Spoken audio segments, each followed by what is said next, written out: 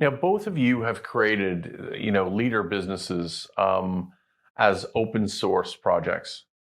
And I'm curious what your take is on why an open collaboration model is so important for the future of education. Martin, would you like to start? Yeah, I think that education is something that shouldn't be dictated from a central point. It is something we want to have a high level of quality globally, absolutely. But I don't think any point of the world or any single culture in the world can dictate what should be taught and how it should be taught to the whole world. We have a very diverse range of cultures and languages and traditions. So it kind of needs to also come bottom up. And I think it's very important that there's a collaborative process to define what the education process is. And it should be able to be localized. So that really fits in well with open source and the very modular design of what Moodle is, in that people can customize it and add and subtract from the system to create what they need. So yeah, it's very, very, very compatible, and we have thousands and thousands of educators contributing to Moodle all the time.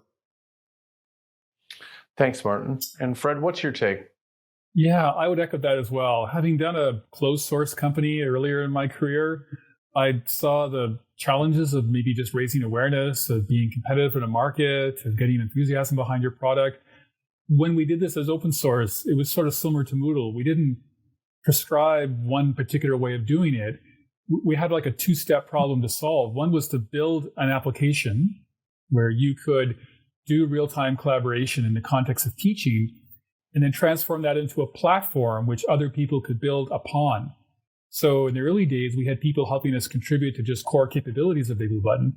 And now we have people building upon BigBlueButton to extend it in their areas of teaching, whether it's proctoring or tutoring or some specific type of collaboration. Maybe it's embedded in with some AI or machine learning. So we could not have done that as an individual company. But when people start building on top of your open source project, I always like to think there's no better vote of confidence than to see someone else say, I'll take your product and I will build my product on top of it, and I will contribute back to improve your product, because by improving your product, I improve mine. That means we have like 100 developers now around the world that have contributed to BigBlueButton. There's a teacher in Japan that just has been sending us pull requests, fixing small little areas that we would just never get to. Like, we're just kind of deep down and solving the harder problems. So that enables us to be localized into over 55 languages. It enables to have developers feel like they're part of the process. It enables companies to build on top of us and feel like this is a platform they can create. And that just has an accelerator effect. And I think for anybody using BigBlueButton, I mean, the message we would say was probably similar to Moodle, is that you are not locked in. You can run your own BigBlueButton servers if you want. We'll happily help you do it, as Baden-Württemberg did, running 4,000 of them.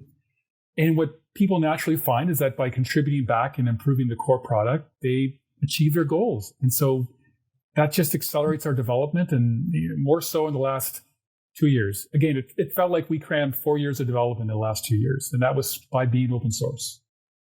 The answer that you've both given, I think, is so powerful, because obviously with teachers, the millions of teachers around the world, despite where they come from, they're all joined by a red thread, which is that drive to kind of shape minds and to improve the lives of students everywhere. And what I love about what you've said is the fact is that clearly the system that would best serve them is one that they can collaborate in helping form for their best purpose. And I think, as you both so eloquently made the point, open source is definitely the best tool to help them achieve that.